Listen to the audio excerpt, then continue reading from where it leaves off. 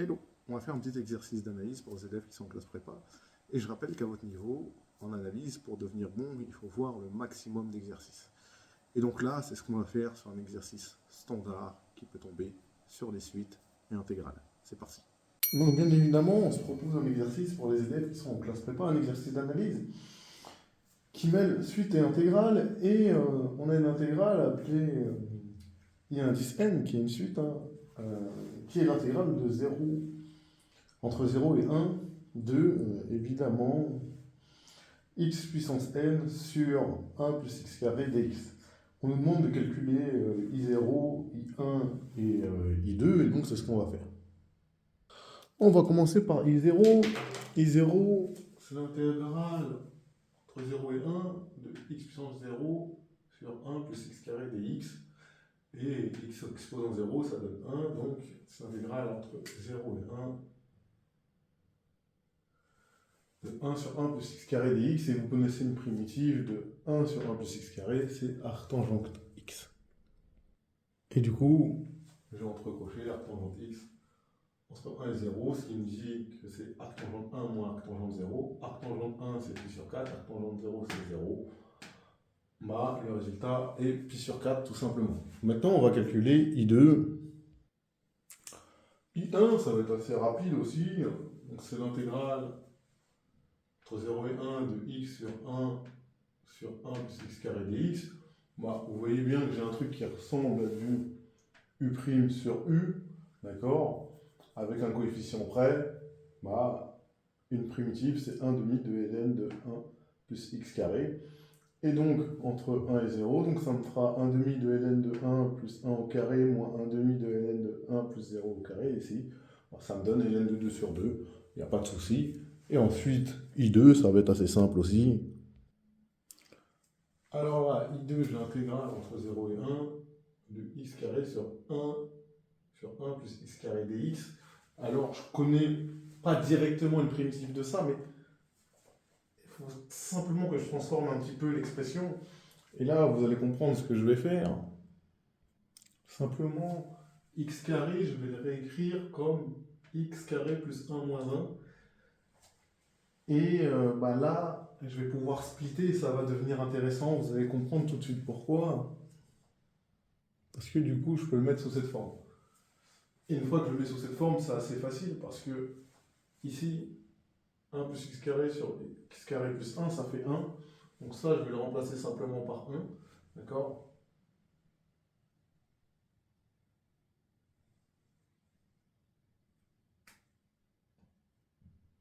Moins 1 sur 1 plus x carré.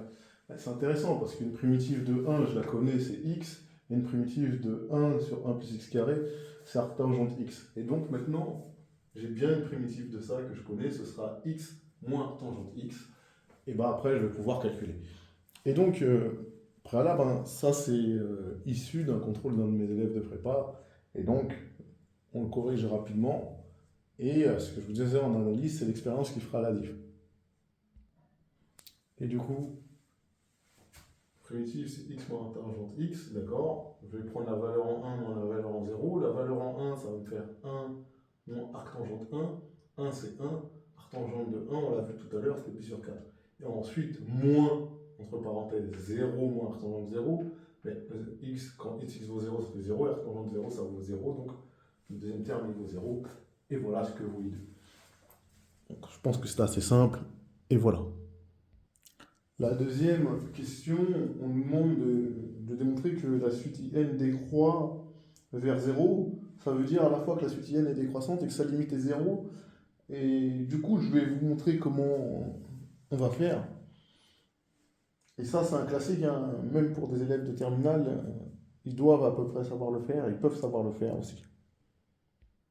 Donc, évidemment, qu'est-ce que je vais dire? Je vais dire soit n appartenant à un grand n et x appartenant à 0,1. Comme x il appartient à 0,1, bah, quand j'élève à la puissance n, j'ai 0 puissance n, inférieur ou égal à x puissance n, inférieur ou égal à 1 puissance n. Autrement dit, x puissance n, lui, il est compris entre 0 et 1 également. Et donc, x puissance n, il est positif.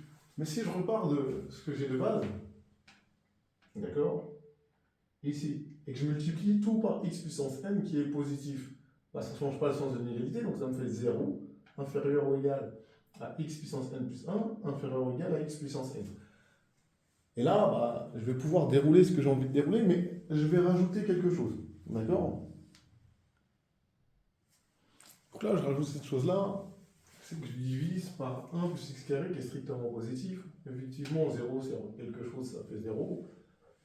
Et là, j'ai ça et j'ai ça. Et je vais aller encore même plus loin. D'accord? Et là, je vous rappelle quelque chose, c'est que 1 plus x carré est supérieur ou égal à 1, parce que x carré est supérieur ou égal à 0, et là j'ai 1. Et du coup, si je divise par 1 plus x carré de chaque côté, ça veut dire que j'ai 1 qui est supérieur à 1 sur 1 plus x carré. Mais ça implique, j'aurais pu mettre une équivalence, mais je vais mettre une implication, peu importe. Ça implique que x puissance n est supérieur à x puissance n sur 1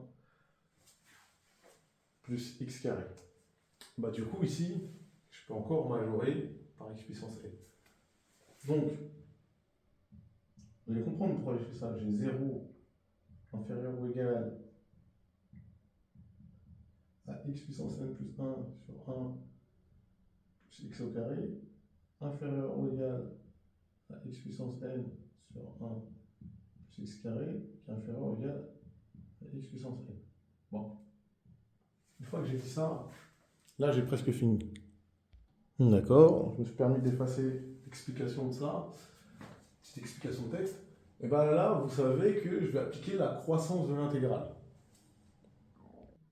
Bah, c'est ce que je disais, par croissance intégrale, j'ai l'intégrale de 0 dx entre 0 et 1 qui est inférieur ou égal à l'intégrale entre 0 et 1 de x puissance n plus 1 sur 1 plus x carré dx qui est inférieur ou égal à l'intégrale de x puissance n sur 1 plus x carré dx qui est inférieur à l'intégrale de 0 et 1, évidemment, de x puissance n dx. Bah, une fois qu'on a dit ça, on est plutôt bien. Je vais vous expliquer pourquoi, parce que là, j'ai i indice n plus 1 et là j'ai i indice n, donc j'ai montré de fait que la suite i indice n est décroissante, mais on va aller plus loin que soi. J'ai 0, du coup, qui est supérieur à i indice n plus 1, qui est supérieur, 0, pardon, qui est inférieur ou égal à i indice n plus 1, qui est inférieur ou égal à i indice n, qui est inférieur ou égal à l'intégrale de x puissance n dx entre 0 et 1. Mais je connais une primitive de x puissance n, c'est x puissance n plus 1 sur n plus 1. Bah, quand je prends la valeur en 1, ça me fait 1 sur n plus 1, et quand je prends la valeur en 0, ça me fait 0. Donc ce terme-là, là, ici, il vaut 1 sur n plus 1.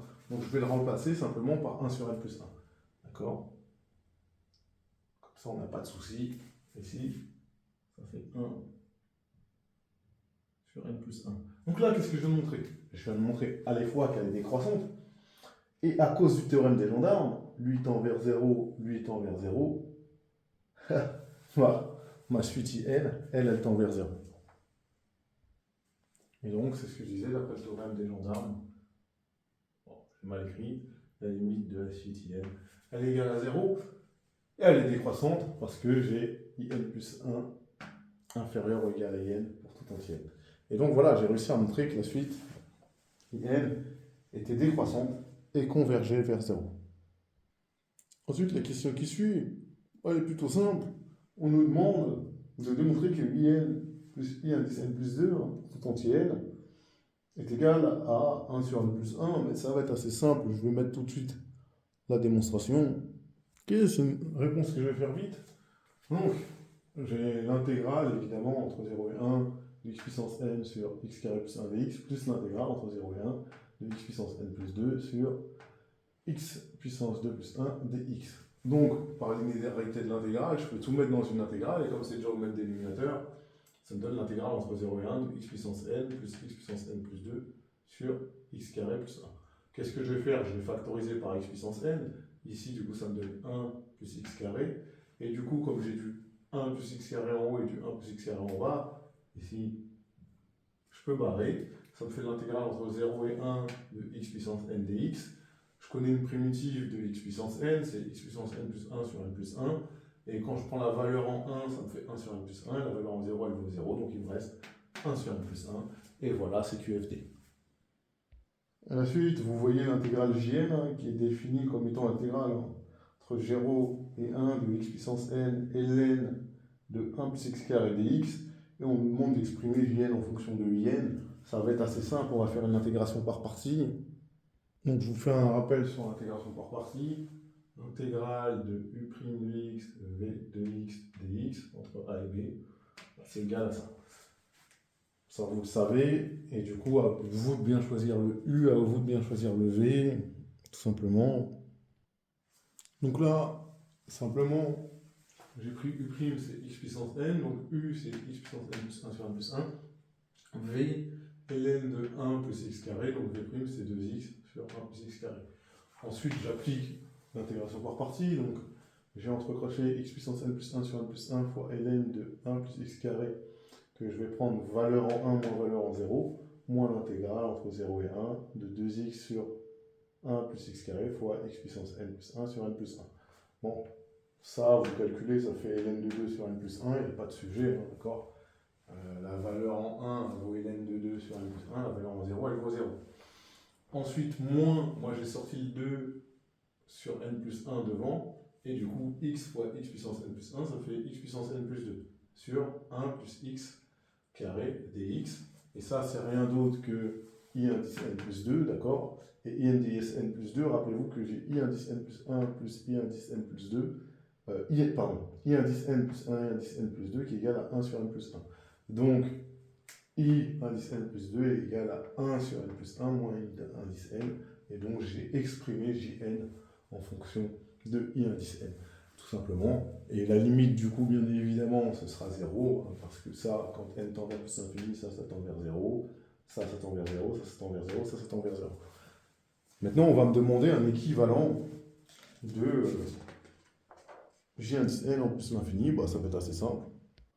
Donc évidemment, ln de 2 sur n plus 1 est un équivalent de j indice n en plus l'infini. En effet, vous savez que pour tout entier n, vous avez j indice n sur ln de 2 plus n plus 1 égale n plus 1 j indice n sur ln de 2.